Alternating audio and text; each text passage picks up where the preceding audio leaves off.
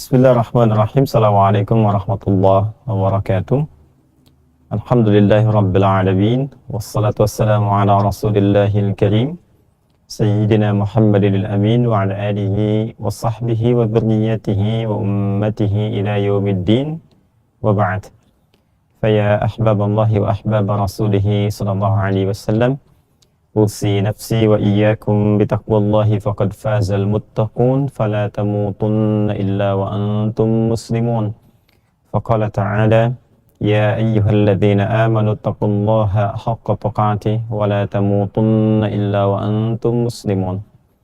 Saudara-saudariku, semoga kita semua senantiasa dirahmati dan diridhai oleh Allah Subhanahu wa taala. Alhamdulillah saat ini 24 Zulhijjah tahun 1443 Hijrah dan bersamaan dengan tanggal 25 Juli 2022 Masehi, hari Senin, kita kembali dipertemukan untuk memulai kajian kita di Mira Ma'had Islam Rafiah Akhyar, dan ini adalah awal kembali kita mengawali kajian setelah jeda beberapa waktu yang lalu.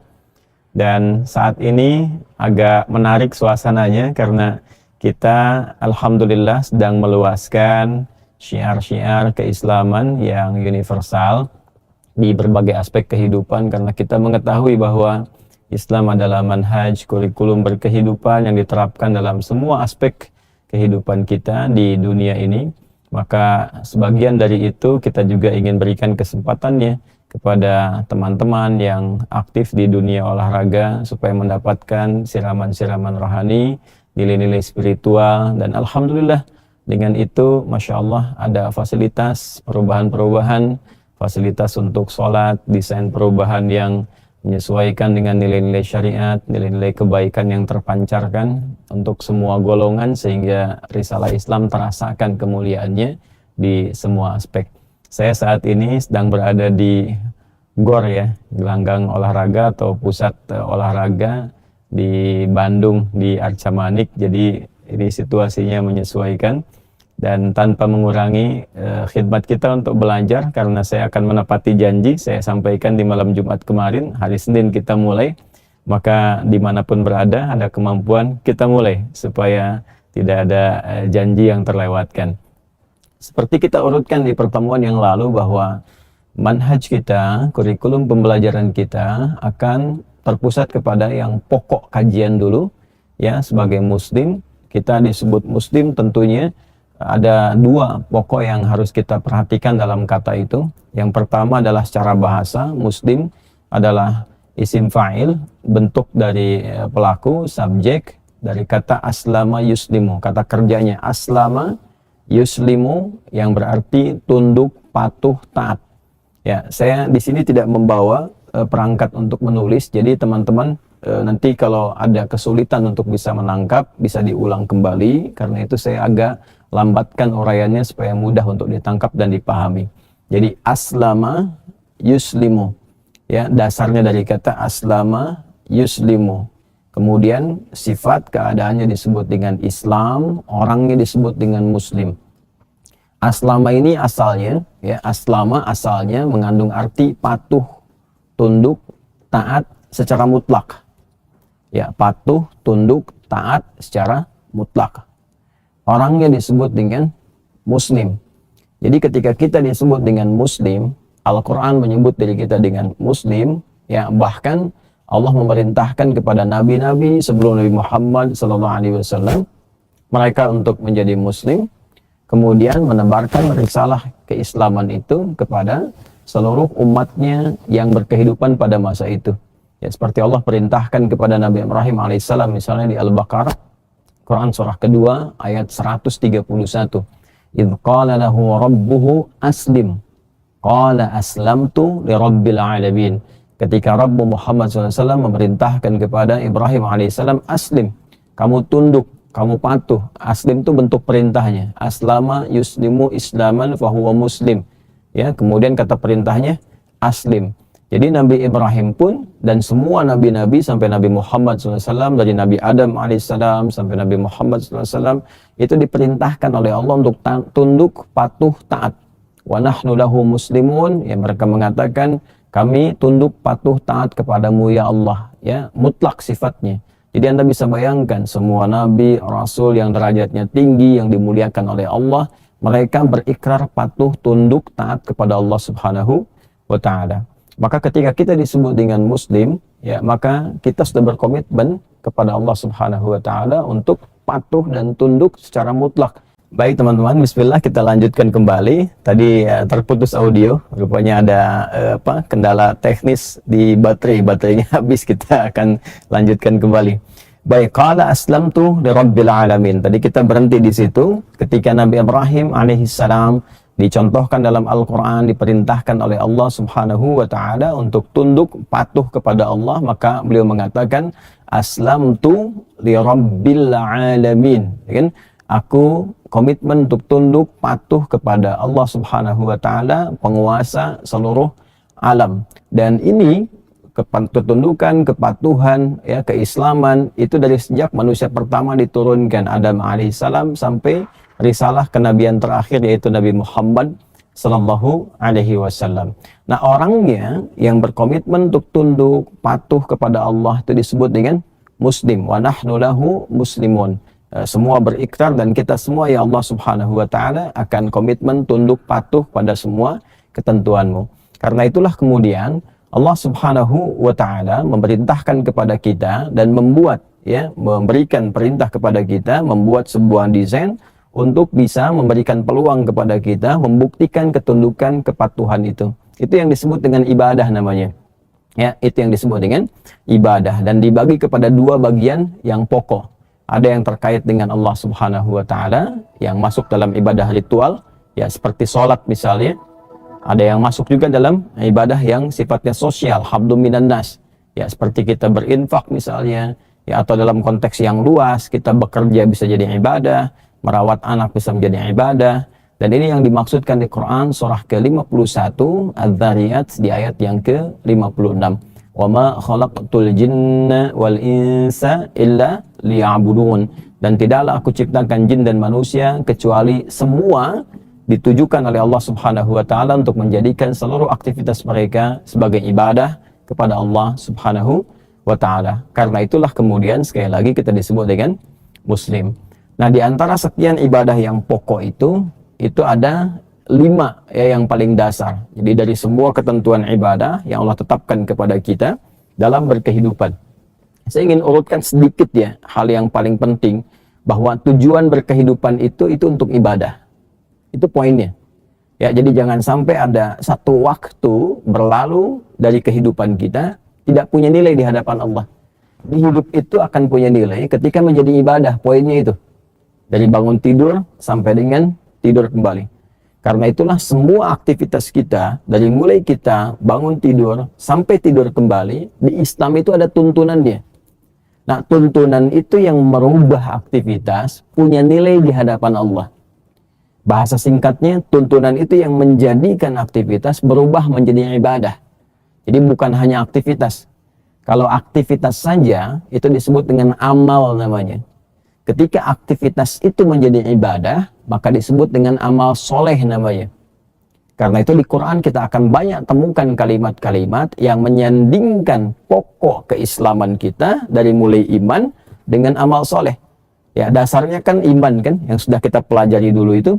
Nah, kemudian dari iman itu akan menuntun semua aktivitas menjadi soleh.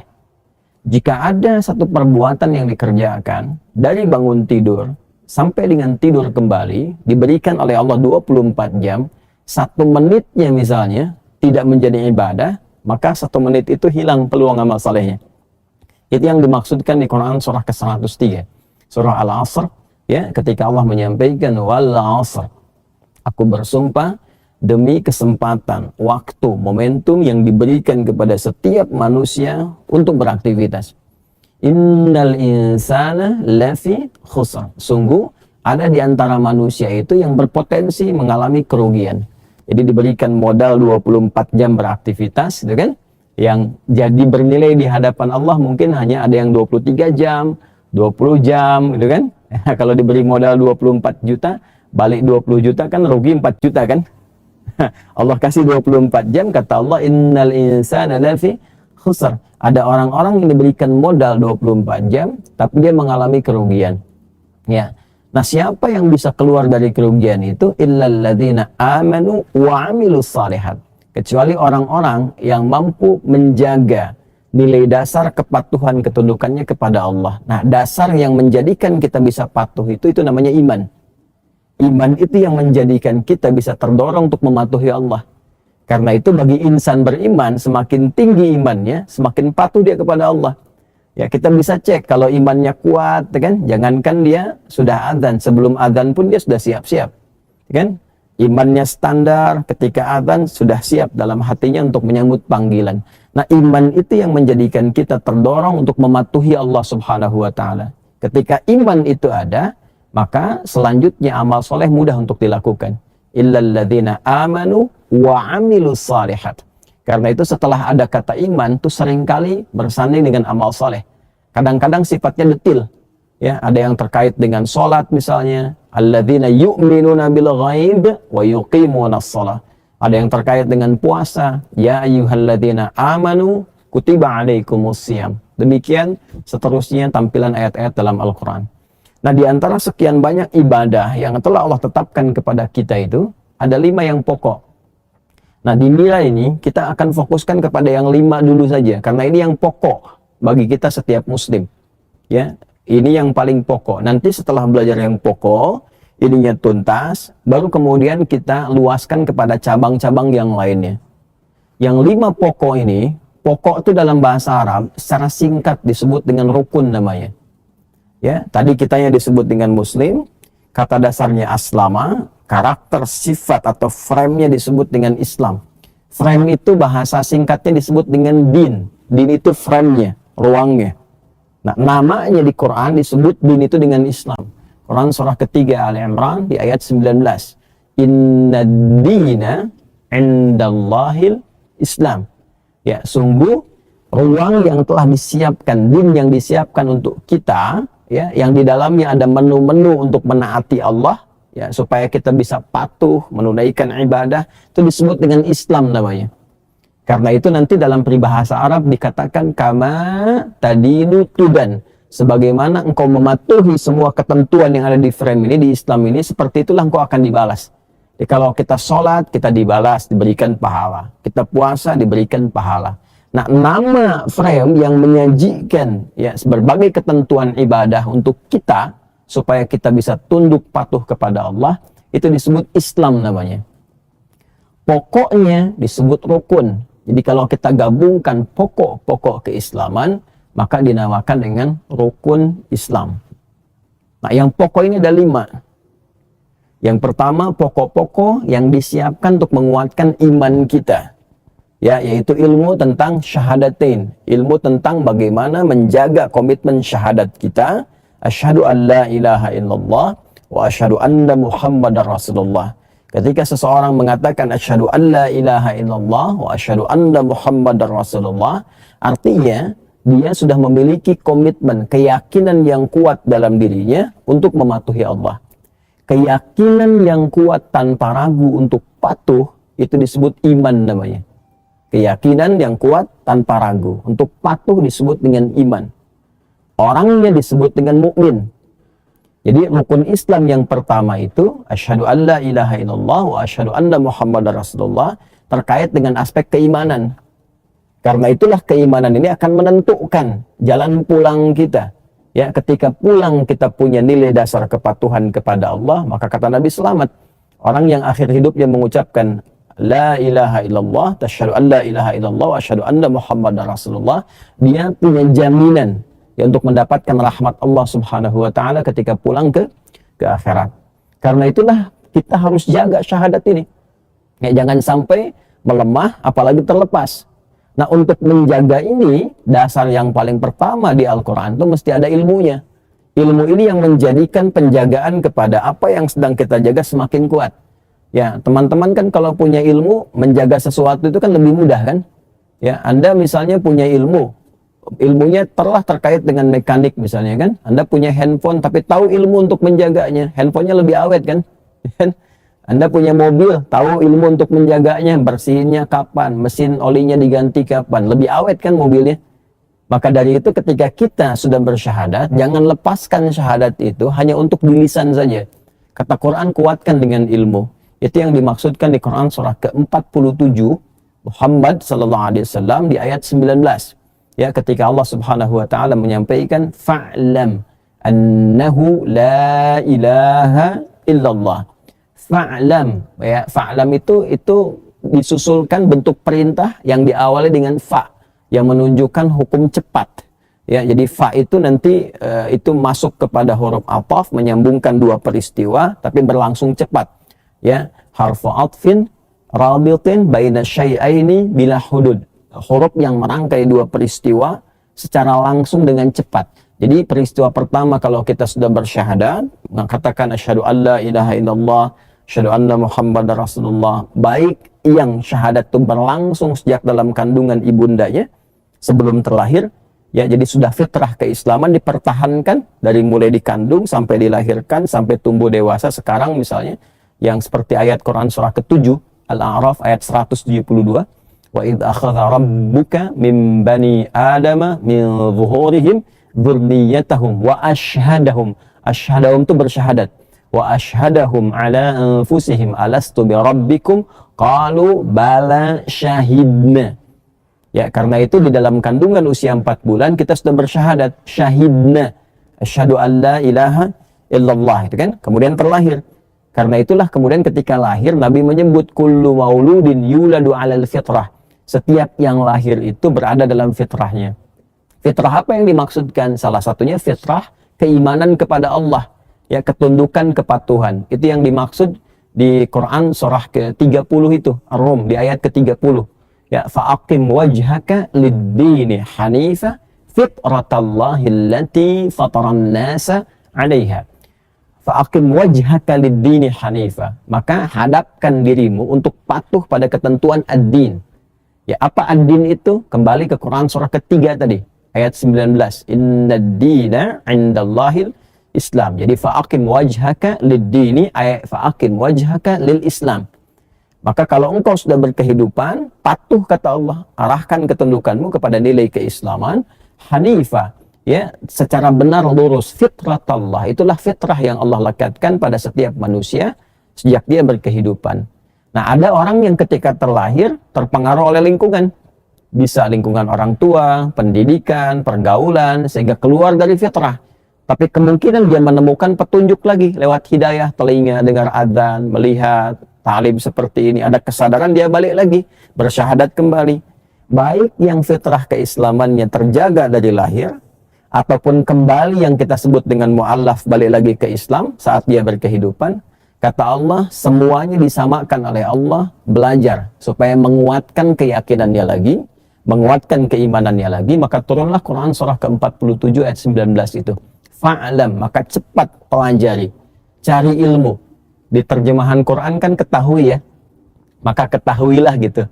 Nah, itu asalnya kalau kita ngaji di ilmu nahwunya, ya, i'lam itu dari kata alima ya'lamu, mencari ilmu. Ya, makanya sifatnya disebut ilmun, orangnya alim, orang yang sudah tahu. Kata perintahnya i'lam, maka kata Allah i'lam itu asalnya, hei, cari ilmu, cari tahu, belajar. Maka cepatlah engkau belajar, ya, untuk menetapkan dengan kuat dalam jiwamu annahu la ilaha illallah. Pelajaran yang menguatkan keyakinan kita supaya terikat di dalam jiwa, itulah yang disebut dengan akidah namanya.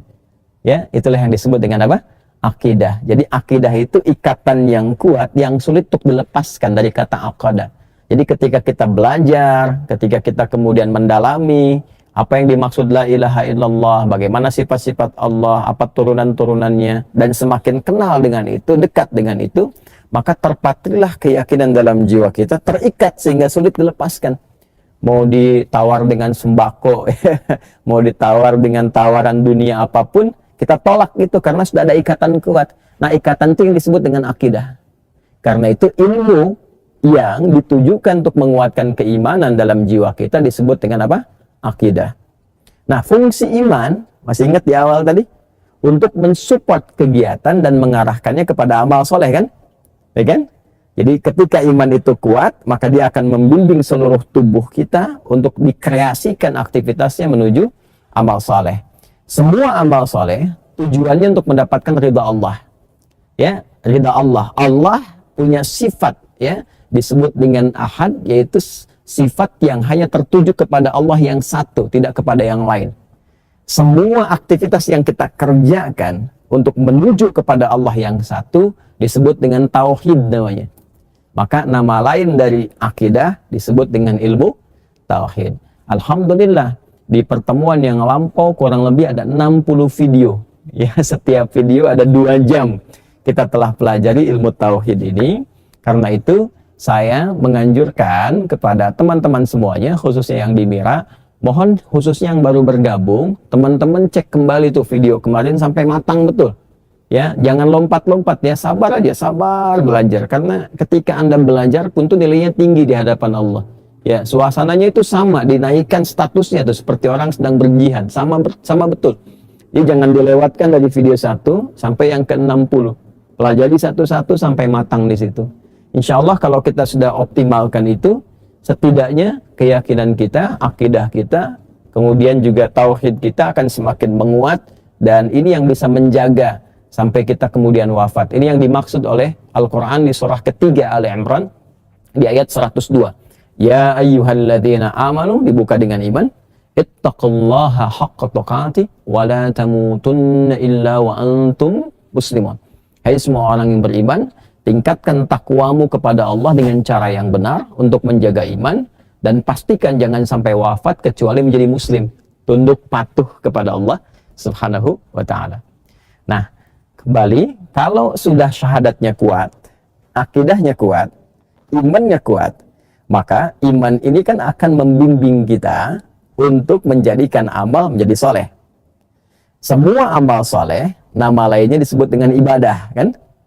Nah, tadi saya katakan di awal, ibadah itu dibagi ke dalam 2 bagian yang pokok. Ada kaitan dengan Allah, ada kaitan dengan manusia atau makhluk ya, yang kita berinteraksi dalam kehidupan dunia.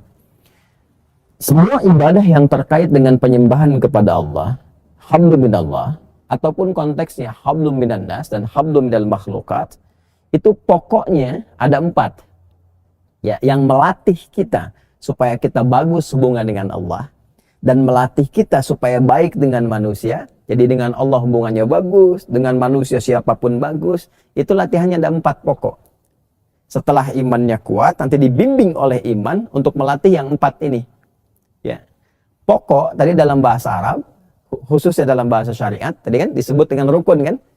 Ya. Kalau kita kaitkan dengan Islam, maka disebut dengan rukun Islam. Rukun Islam itu kita kan kenal ada 5 kan? Nah, yang pertamanya asyhadu an la ilaha illallah, asyhadu anna muhammadar rasulullah. Ini yang pokok keimanan. Kalau yang pertama ini udah bagus, maka dia akan mensupport pada yang keempat.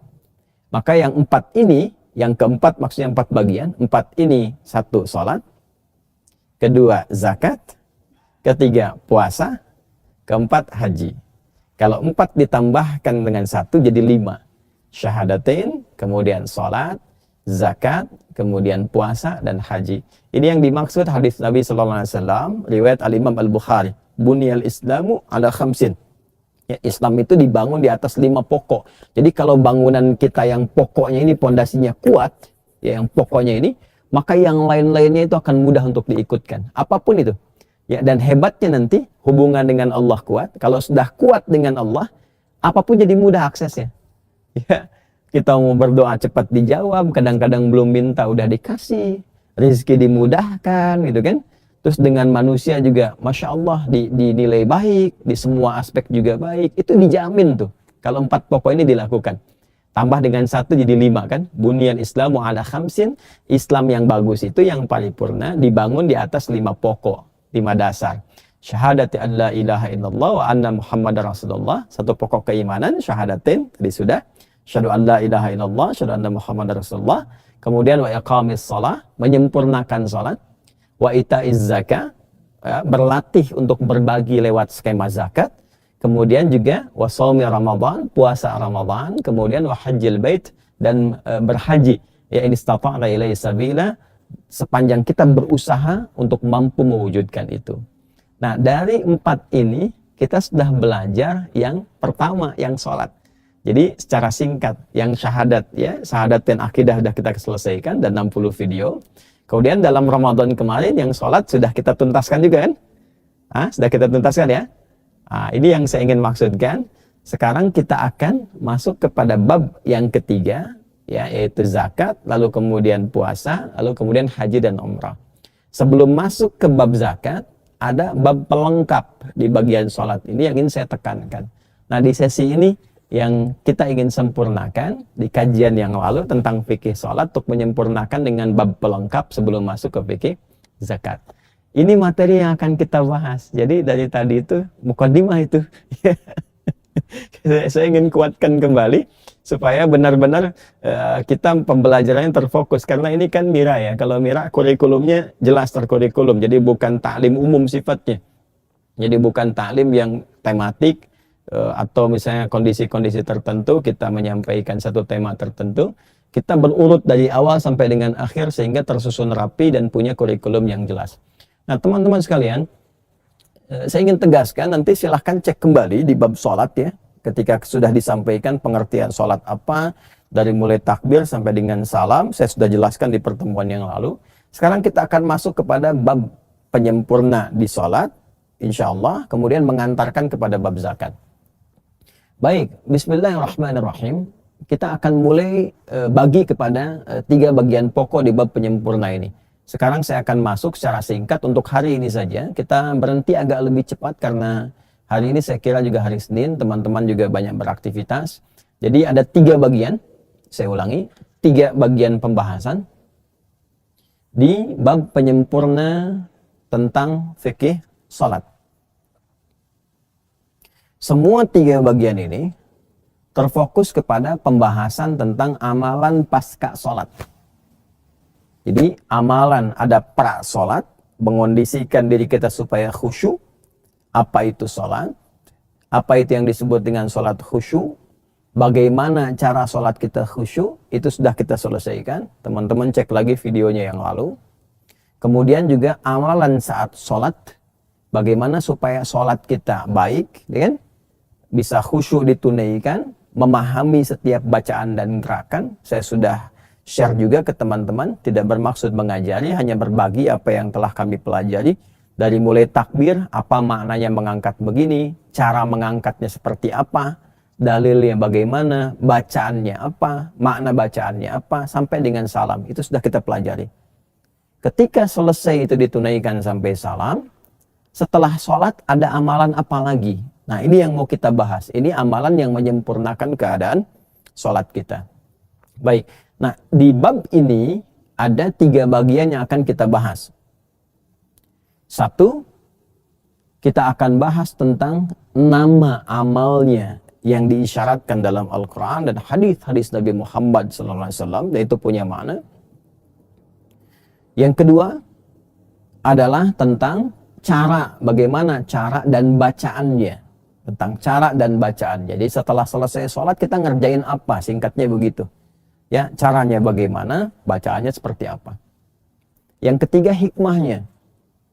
Ya, ketika kita mengerjakan sesuatu pasca sholat, mungkin teman-teman atau kita semua membacakan yang Allahumma antas salam. Kemudian kita bacakan juga yang subhanallah, alhamdulillah, Allahu akbar. Itu maknanya apa sih?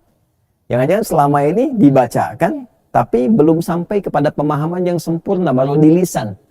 Kan skema yang bagus tuh begini, di lisan, kemudian turun ke hati, ya ke kolbu, di kolbu ditembuskan ke akal, diikat oleh akal, lalu diperintahkan ke seluruh tubuh untuk menerjemahkan lewat perilaku.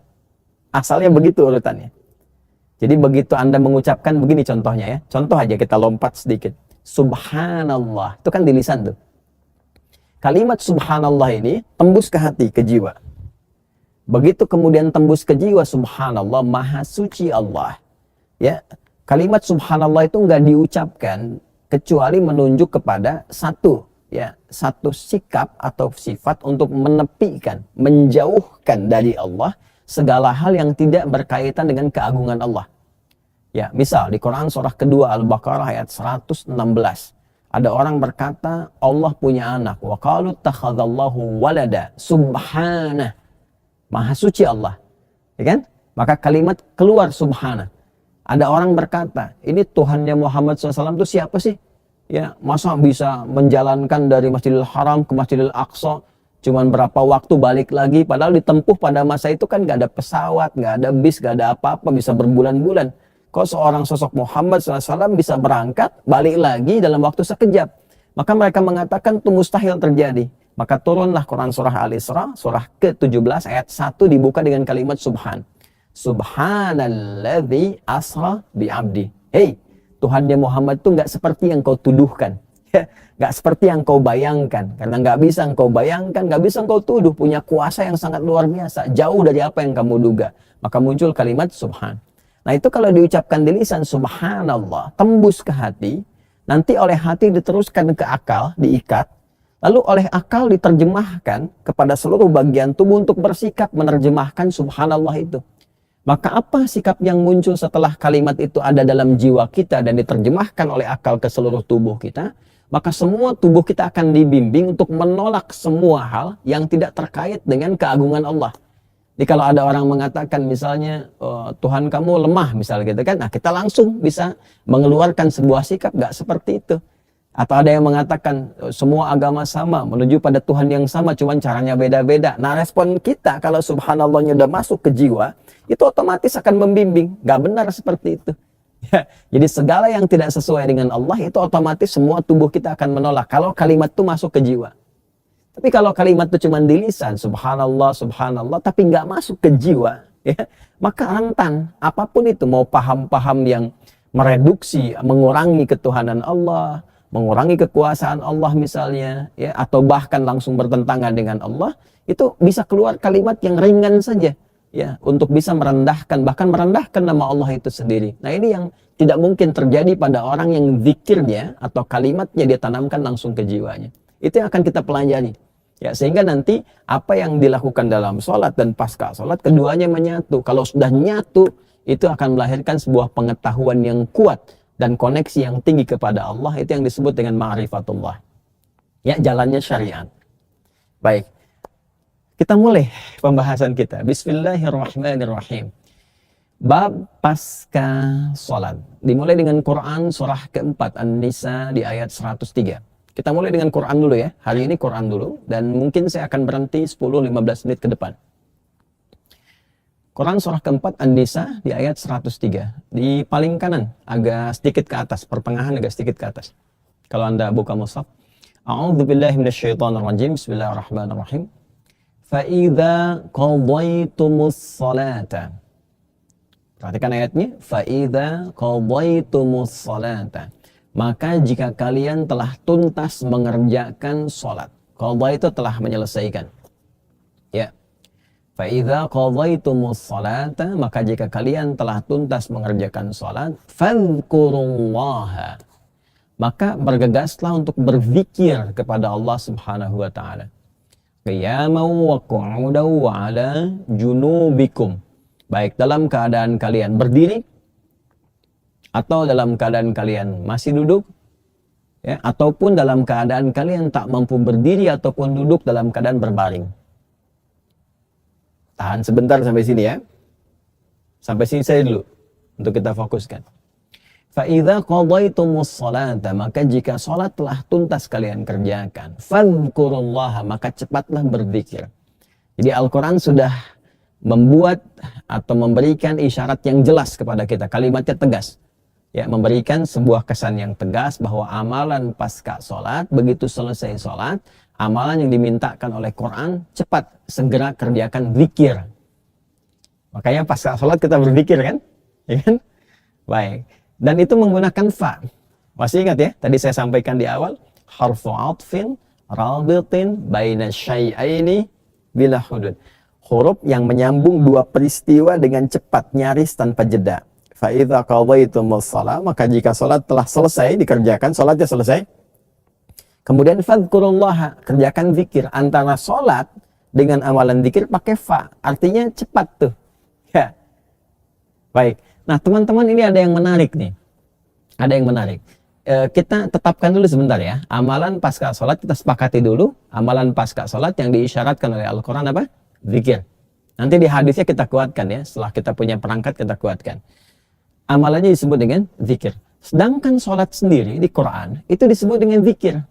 Jadi ada zikir pasca zikir.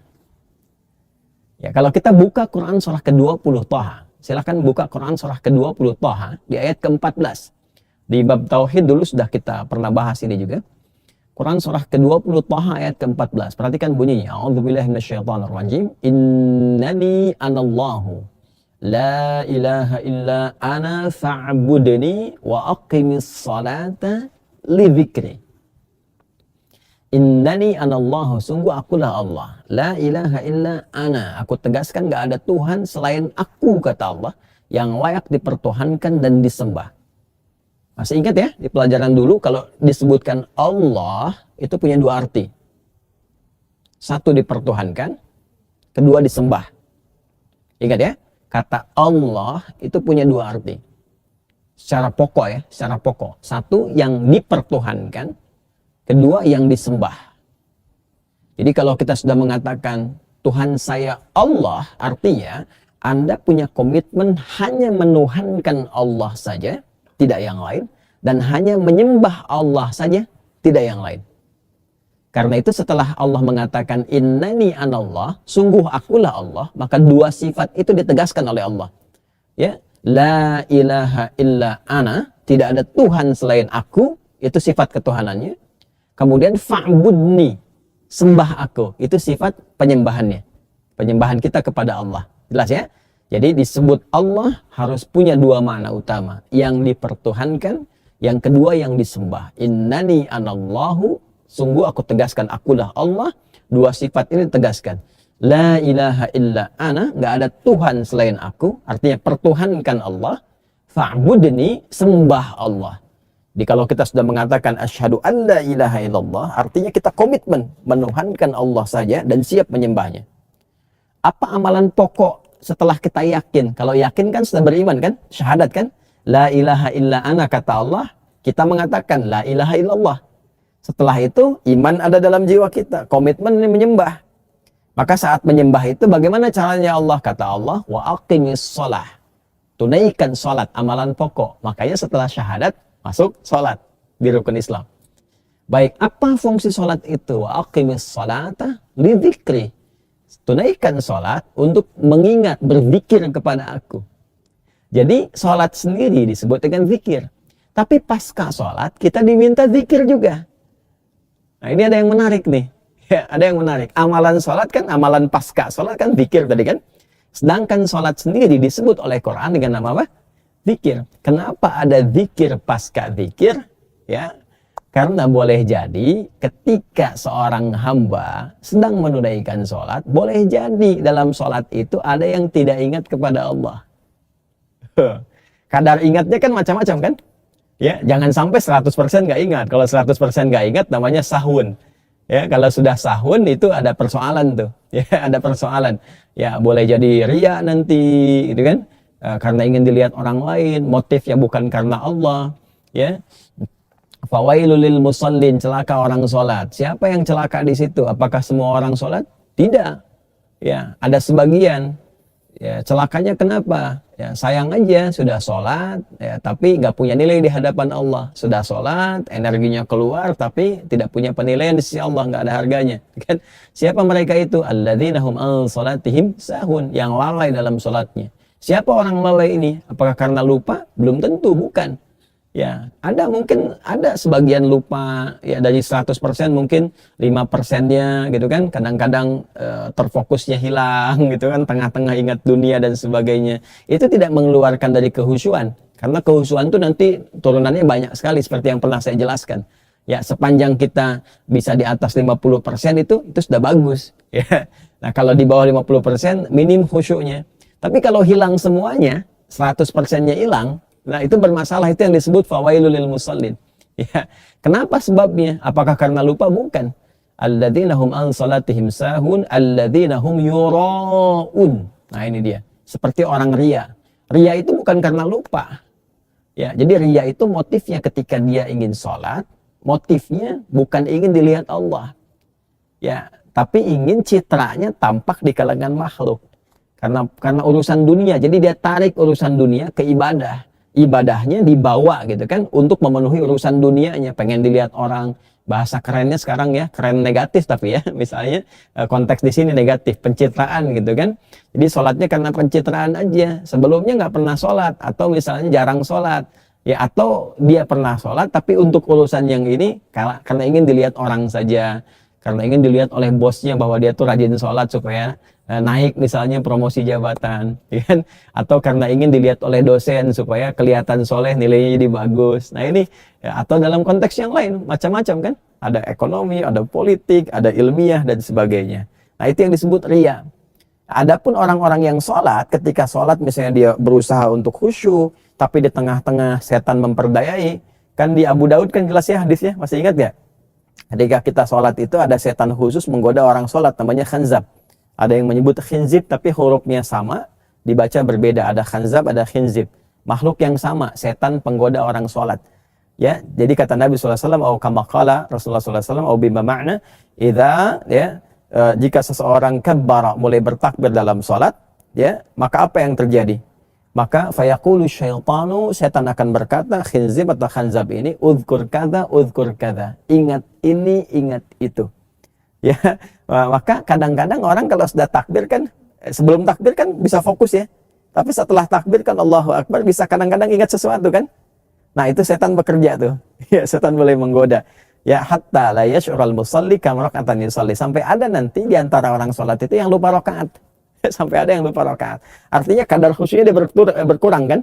Dari 100 turun misalnya 85, 80, 75 kan 60.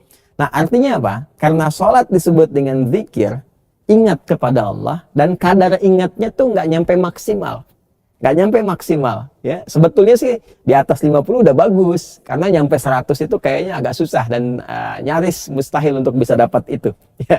Nah cuma yang paling menarik adalah ketika tidak maksimal mengingat Allah dalam sholat yang kita tunaikan itu, walaupun masuk dalam kategori khusyuk masih tersambung, maka Allah minta supaya dapat kemuliaan sholatnya.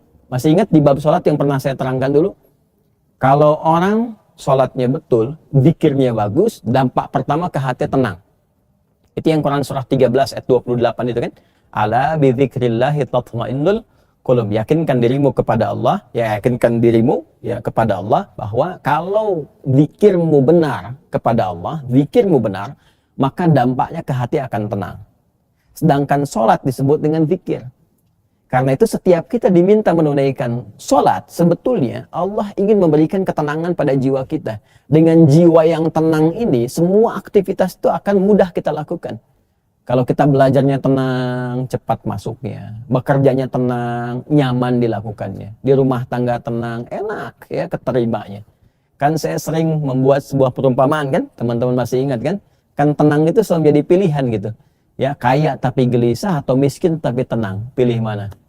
Ya, kan tenangnya kan tetap selalu ikut kan. Saya pengen kaya tapi tenang Ustadz, ya tenangnya kan penting gitu. Ya, sehat tapi gelisah atau sakit tapi tenang. Sehat tapi tenang Ustadz, tenangnya kan penting kan. Nah, maka ketenangan ini itu inti sesuatu. Makanya ada orang membuat satu kata mutiara, jiwa yang tenang melahirkan aktivitas yang cemerlang. Ya, atau jiwa yang tenang melahirkan ibadah yang cemerlang. Boleh bikin status itu. Itu kata mutiara yang saya buat sejak saya di pesantren memahami makna sholat tadi itu. Jadi ketenangan itu penting. Ya penting. Nah orang yang sholat, kalau sholatnya benar, yang pertama Allah berikan ketenangan pada jiwanya. Sehingga dia mudah menata aktivitasnya. Nah kadang-kadang dalam orang sholat itu dia nggak maksimal ingatnya. Sehingga ketika selesai sholat pun dia tidak bisa menuntaskan kegelisahannya. Ketenangannya nggak maksimal dalam jiwanya. Itu yang menjadikan pasca sholat kita diminta oleh Allah, hei jangan dulu-dulu engkau beraktivitas, jangan buru-buru beraktivitas. Zikir dulu, maksudnya lengkapi dulu yang belum sempurna dalam sholat tadi, sempurnakan dulu dengan zikir amalan pasca sholat. Karena itulah amalan pasca sholat, tadi kita berikan judul besar sebelum kita mulai, amalan yang menyempurnakan sholat. sebelum kita pindah ke rukun yang ketiga. Nah, jadi kalau ada hal-hal yang kurang dalam sholat, belum maksimal, Allah minta sempurnakan dulu sebelum selesai sholatmu. Ya, yang dimaksud selesai itu paketnya. Kalau sholatnya kan udah selesai, dengan salam kita tuntas kan. Nanti paketnya selesaikan dulu, supaya hasilnya dapat tadi. Ya, kemudian manfaat sholat apalagi doa. Ya, kan kalau sholatnya benar, doanya kan terjawab tuh. Saya sudah tuntas jelaskan ini, jadi saya tidak perlu ulang dengan berkepanjangan. Tapi saya pernah berikan contoh bagaimana seorang Nabi Zakaria meminta sesuatu yang mustahil menurut manusia, beliau kerjakan dalam sholat dan dikabulkan. Yang di Ali Imran ayat 38-39 itu. Dan semua ulama mengerjakan itu. Ya, Imam Al-Bukhari mau nulis Sahih Al-Bukhari, setiap satu hadisnya itu sholat dulu 2 rakaat. Ya, semua ulama begitu tuh. Nabi Muhammad sebelum Isra Mi'raj kan sholat dulu kan. Sholat yang mengikuti syariat sebelumnya. Baru setelah Isra dan Mi'raj mendapatkan sholat yang 5 pokok itu kan. Itu yang paling utama. Jadi teman-teman, sholat itu penting. Ya. Nah, kalau ada yang belum maksimal dalam sholat, pasca sholat, kita diminta oleh Allah lewat petunjuk Nabi, maksimalkan dulu. Mungkin yang belum maksimal apa? Ingat Allahnya, makanya diingatkan nanti lewat skema zikir. Ada amalan, ada bacaan, ada caranya. Yang kedua, doa belum maksimal, makanya nanti ada doa setelah sholat. Anda setelah sholat berdoa kan? Nanti doa pokok yang dibimbing, nah itu harus tahu maknanya apa. Dan banyaknya itu doa pembuka. Banyaknya doa pembuka. Nah itu yang tidak banyak diketahui oleh orang-orang kekinian. Jadi ternyata doa yang kita buka seperti Allahumma antas salam itu pembuka doa. Yang kalau benar kita bacaannya, apapun yang diminta setelah itu potensial dijawab. Nah ilmunya itu yang harus kita bahas. Yang penting tuh ilmunya. Ya. Nah karena itu amalan-amalan pasca sholat ini menjadi penting untuk menyempurnakan esensi yang kita dapatkan saat menunaikan sholat. Benar nggak saat sholat itu tenang hatinya? Benar nggak doanya dijawab oleh Allah Subhanahu wa Ta'ala? Benar nggak kebahagiaan ditanamkan? Kalau belum merasakan itu, pasca sholat duduk sebentar kata Allah.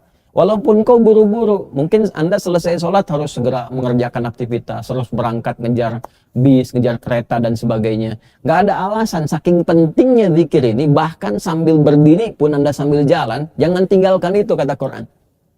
Makanya bahasa Qurannya apa? Kembali ke An-Nisa ayat 103. فَإِذَا قَضَيْتُمُ الصَّلَاةَ فَاذْكُرُوا اللَّهَ قِيَامًا. Kalimat pertamanya. Maka kalau tuntas mengerjakan sholat, segera berzikir kepada Allah, sempurnakan amalan sholatmu dengan amalan zikirmu pasca sholat, sekalipun kau buru-buru, ya kerjakan dengan berdiri sambil jalan tuh. Ya, Anda punya tugas setelah sholat, misalnya harus jaga, harus pergi, harus ini, ya kata Allah tetap kau zikir sambil kau selesai, langsung keluar sambil jalan tuh sambil zikir. Ya, baca tuh bacaan-bacaan yang diajarkan Nabi itu sambil zikir, kan nggak ada alasan tuh. Bisa dipraktikkan kan? Anda dari masjid mau keluar sambil zikir. Anda di rumah mau langsung kerja, bisa langsung zikir sambil di jalan. Ya. Anda yang masih santai duduk sambil duduk zikir. Anda yang misalnya mengatakan, Ustadz saya ini di rumah sakit misalnya kan sedang diuji, atau saya di rumah ya belum bisa bangun, sambil berbaring kata Allah tuh. Ya. Jadi saking pentingnya amalan pasca sholat ini, amalan zikir, sampai-sampai semua keadaan tetap diminta kita menunaikannya. Saking pentingnya. Dan biasanya saya sering katakan, kalau ada amalan yang sifatnya sangat menekankan, bahkan dalam tanda petik seperti memaksa, itu rahasianya adalah ada yang sangat istimewa dan sangat penting untuk kemaslahatan hidup kita. Karena Allah punya sifat Rahman dan Rahim, sangat menyayangi hambanya sampai dengan kita berpulang. Maka Allah menginginkan semua nilai-nilai kemuliaan, kebaikan, rahmat itu melekat kepada hamba. Jangan sampai kamu nggak dapat ini fulan. Fulanah jangan sampai kamu nggak dapat ini. Jangan sampai kamu sholat kamu nggak tenang.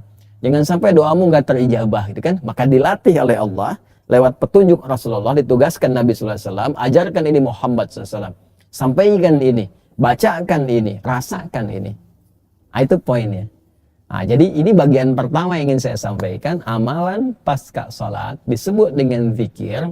Kalimat zikir ini memberikan kesan untuk menyempurnakan amalan zikir dalam sholat yang boleh jadi tidak seutuhnya 100% sempurna kita dapatkan. Yang kedua, zikir ini dipandang penting oleh Al-Quran karena ingin menyempurnakan esensi, ya, esensi sholat yang telah kita lakukan. Apa hikmahnya, apa capaian-capaiannya, apa kemuliaannya. Saking rahmannya Allah kepada kita, diinginkan semua kita mendapatkan itu semua. Dan yang ketiga, menyempurnakan ibadah sholat ya secara konteks syariat. Yang dimaksud begini, kalau yang tadi kan isinya esensinya, yang ini prakteknya. Jadi kalau ada yang nggak sempurna dalam praktek sholat, itu yang menutupnya amalan pasca sholat. Ya, dan itu yang akan dicari di hari kiamat. Jadi ada hadisnya sahih, ya cukup panjang, ya inna awwala ma yuhasabu bil 'abdu yaumal qiyamati as-shalah. Amalan yang pertama akan dihisab dari seorang hamba itu salatnya. Ya idza salahat salaha sairu amali, kalau bagus salatnya akan bagus semua amalan yang lainnya. Wa idza fasadat fasada sairu amali. Kalau salatnya nggak bagus, itu indikasi yang amalan lain juga nggak akan bagus. Nah, nanti hadis terusannya apa? Ketika sholatnya nggak sempurna atau belum sempurna, nanti Allah perintahkan pada malaikat. Coba lihat, Allah tuh maha tahu, tapi ingin membuktikan tugas malaikat itu tidak menyimpang. Allah langsung bisa mengatakan begini, dia sudah sholat sunnah misalnya kan, dia sudah zikir, nah itu tutupkan untuk menyempurnakan amalan yang tadi yang kurang. Bisa melakukan itu. Tapi untuk memberikan keadilan dalam penciptaan, Allah harus menyampaikan, menerangkan kepada kita bahwa ini mencipta malaikat sempurna ciptaannya, dia tidak bermaksiat, dia tidak melanggar tupoksi, la ya'sunallaha ma amarahum wa yaf'aluna ma yu'marun. Quran surah 66 ayat yang ke-6. Malaikat diperintahkan oleh Allah. Ya, lihat oleh kalian catatannya, sempurnakan. Pernah nggak si hamba ini menunaikan sholat sunnah? Pernah nggak si hamba ini berzikir begini. Nah itu akan dicari, itu amalan pasca sholat. Amalan itu yang akan menutup kekurangan-kekurangan di ibadah fardu. Nah, jadi jangan sampai juga tertinggal. Ini pentingnya amalan pasca sholat itu penting sekali. Jadi saking pentingnya, ya kita bisa sambil jalan, sambil berdiri kalau sedang buru-buru dan sebagainya. Nah, sekarang pertanyaannya, kita lanjut ya, pertanyaannya, apa amalan yang dimaksudkan? Ada berapa jenis tuh? Ada berapa jenis amalannya? Bagaimana cara melakukannya? Kalau ada bacaan-bacaannya apa, kan? Bagaimana cara membacanya? Bagaimana kemudian bacaan itu kita ungkapkan? Dan apa hikmahnya tuh? Ya, ini yang mahal tuh yang terakhir, hikmahnya apa? Karena setiap orang boleh jadi bisa mengerjakan itu. Subhanallah, subhanallah, subhanallah, alhamdulillah, alhamdulillah, alhamdulillah. Kenapa 33 kali itu? Ya, pesannya apa? Hikmahnya apa? Nanti hikmah ini menjadi parameter kita berhasil nggak dengan bacaan itu. Karena kan pahala itu sifatnya kalau kita bacakan dengan ikhlas, pahala dituliskan. Tapi apakah setiap pahala itu mengandung nilai pedoman yang menuntun kita bisa berkehidupan? Artinya maksudnya begini, apakah amalan itu bisa berdampak kepada kehidupan kita langsung di dunia? Kalau pahala kan tulisannya akhirat kan? Tapi apa hikmah ibadah ini untuk memudahkan kehidupan dunia kita sampai kita kembali kepada Allah? Nah, ini yang saya maksudkan. Nah, pembahasan tentang itu semua kita akan lanjutkan pada pertemuan berikutnya. Kita cukupkan dulu ya untuk pertemuan hari ini, teman-teman sekalian. Saya kira kita berhenti dulu di sini.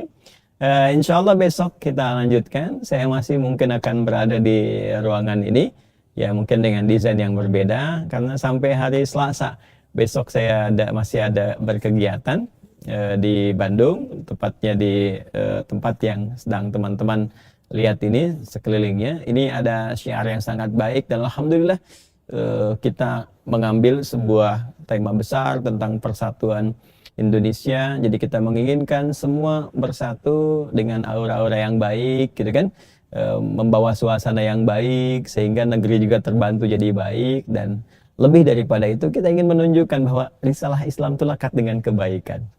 Ya, Islam itu dibawa kemanapun pasti membuat orang lebih baik, membuat suasana lebih baik. Itu yang ingin kita tampilkan. Jadi akan lebih indah rasanya kalau Islam itu diterjemahkan dalam semua bagian berkehidupan, semua elemen-elemen berkehidupan. Jadi jangan biarkan Islam tersekat di masjid saja, di pengajian saja. Kita bawa tuh, antum sekarang berangkat ke kantor, bawa Islam ke kantor.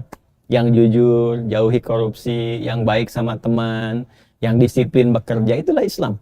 Jadi kalau teman-teman ditanya, kamu rajin sekali, jawabannya bukan, wah emang saya dari dulu begitu, itu biasa. Pindahkan jawabannya, karena Islam memerintahkan saya untuk seperti ini. Maka itulah kalimat yang indah nanti yang bisa memberikan pencerahan dan meringankan hisab kita di hadapan Allah Subhanahu wa Ta'ala. Di tempat saya, Anda, kita beraktivitas sejauh mana kita bisa menerangkan kepada orang lain dan mengenalkan mereka tentang Allah. dan membangun kedekatan kita dengan Allah Subhanahu wa taala. Teman-teman, saya kira itu yang bisa disampaikan. Informasi pertama bagi teman-teman yang terhubung di YouTube saat ini, karena kita live pembuka ini di YouTube juga di live kan. Teman-teman yang terhubung saat ini dan berminat untuk ke Mira yang masih bertanya, silahkan diikuti ya di deskripsinya seperti apa kalau mendaftar di Mira, nanti silahkan bergabung.